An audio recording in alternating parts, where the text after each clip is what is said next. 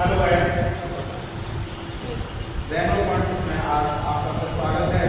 और आज हम आपको एक्टिव से पैसे बनाना सिखाएंगे, जो कि कक्षा 9, कक्षा 10, कक्षा 11 तथा कक्षा 12 के लिए बहुत कार्य एवं आपके सिलेबस में भी है। तो एक्टिव से पैसे बनाते समय ये कुछ नियम है जो बहुत ही महत्वपूर्ण है, जिनको जानना बहुत ही आवश्यक है।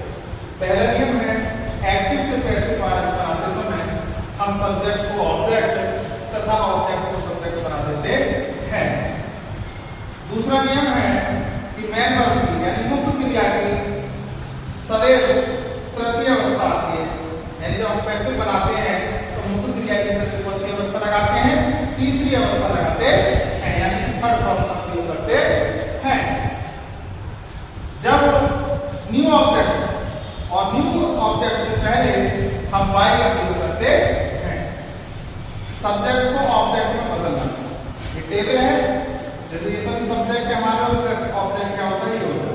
जैसे ही का ऑब्जेक्ट हिम, सी का ऑब्जेक्ट हर, इट का ऑब्जेक्ट इट, आई का ऑब्जेक्ट मी, बी का ऑब्जेक्ट अस और यू का ऑब्जेक्ट यू तथा दे का ऑब्जेक्ट देम। दे का ऑब्जेक्ट हमारा देम होगा। अब ये जो चार नियम हैं, ये आपके प्रत्येक टेंस में प्रयोग किए जाएंगे। जैसे हमारा पहला टेंस होता है प्रेजेंट इंडेफिनिट टेंस।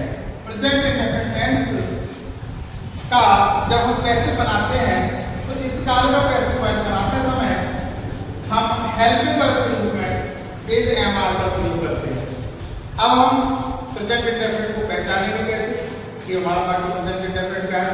तो उसके कुछ नियम होते हैं, जैसे कर्ता एकवचन के साथ मुख्य क्रिया की प्रथम अवस्था में एस का होना, या कर्ता बहुवचन के साथ प्रथम अवस्था का होना, या वाक्य में डू डज का होना। ये सभी पहचाने हम प्रेजेंट इंडेफिनिट टेंस को प्रदर्शित करती है। आइए सबसे पहले हम अफर्मेटिव सेंटेंस की बात करते हैं। अफर्मेटिव सेंटेंस के लिए फॉर्मूला जब कैसे बनाया जाएगा, तो जैसा कि पहले बताया कि हम सब्जेक्ट को ऑब्जेक्ट बना देते हैं और ऑब्जेक्ट को सब्जेक्ट बना देते हैं।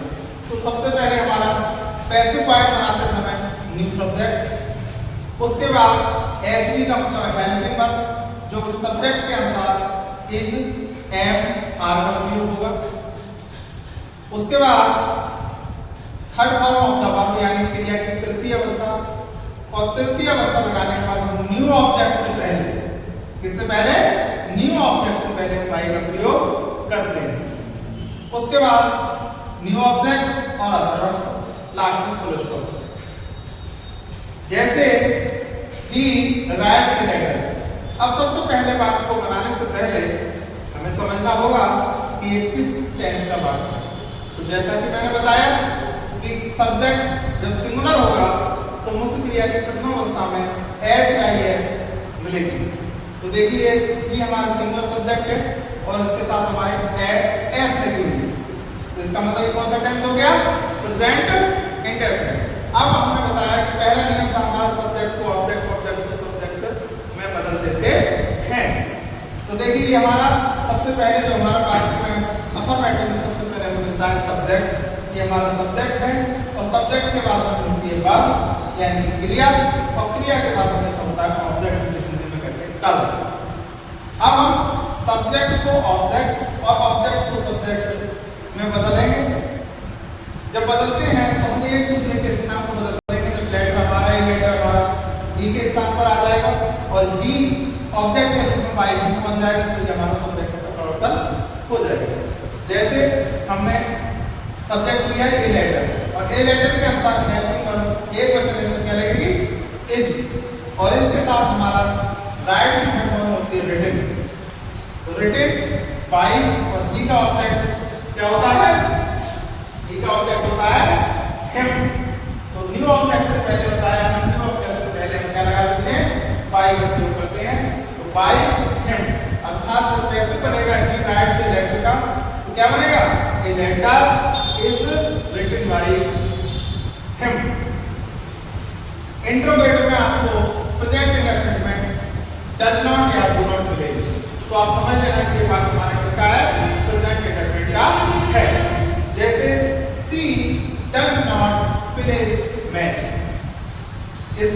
हमारा सब्जेक्ट है, ये हमारी हेल्पिंग वर्ब है, ये हमारी मेन वर्ब है, ये हमारा ऑब्जेक्ट है। ऑब्जेक्ट को हमने सब्जेक्ट बनाया तो क्या हो गया हमारा मैच। मैच के हमारे एक होते थे तो हमने इज लगाई, डज के स्थान पर हमने किसका प्रयोग किया, हेल्पिंग वर्ब इज का। उसके बाद हमारी नॉट और प्ले की थर्ड फॉर्म का प्रयोग प्लेड हो जाती है बाय हर। इस हिसाब से हमारा पैसिव बना सी डज नॉट प्ले, मैच का बनेगा हमारा passive match is not played by her. Interrogative में हम बात करते हैं तो हमें केवल जो शब्द जहां है उन शब्दों को हम जो है रखते हैं, केवल हमें रूल के अनुसार सब्जेक्ट का ऑब्जेक्ट और ऑब्जेक्ट का सब्जेक्ट बनाते हैं। जैसे इंट्रोगेटिव जो सेंटेंस होते हैं टू टाइप्स होते हैं, एक हेल्पिंग वर्ब से बनना और एक क्वेश्चन वर्ब से। तो हमारा सबसे पहला होता है हेल्पिंग वर्ब से। जब हमारा इंट्रोगेटिव शुरू होता है तो जैसे डू यू लव इंडिया, क्या तुम भारत को प्रेम करते हो, तो हमारा ये तो हमारी हेल्पिंग वर्ब है और हेल्पिंग वर्ब को हम इज एम आर में बदल देते हैं। तो इंडिया हमारा एक वचन है तो इंडिया के अनुसार हमने इज, ऑब्जेक्ट को हमने सब्जेक्ट बनाया तो इंडिया आ गया, लव की थर्ड फॉर्म बनाई लव कर दिया और न्यू ऑब्जेक्ट से पहले हमने क्या लगा दिया बाय, और यू का ऑब्जेक्ट हमारा होता है यू। ठीक उसी प्रकार से भाई डज सी फास्ट फ्रॉड, ये हमारा सेकंड टाइप होता है इंट्रोगेटिव में। इसका जब बनाएंगे तो भाई इज फ्रॉड पास्ड बाय हर। इस प्रकार से हमारा एक सेंटेंस जिसे हम प्रेजेंट इंडेफिनिट टेंस कहते हैं, इसका पैसिव वॉइस इस माध्यम से बनेगा। अगला हमारे प्रेजेंट कंटीन्यूअस है, प्रेजेंट परफेक्ट टेंस है और प्रेजेंट पास्ट इंडेफिनिट। इस प्रकार से आगे हम अगले वीडियो में आपको लेकर आएंगे इसका दूसरा पार्ट, जिसमें आपको पास्ट इंडेफिनिट और फ्यूचर इंडेफिनिट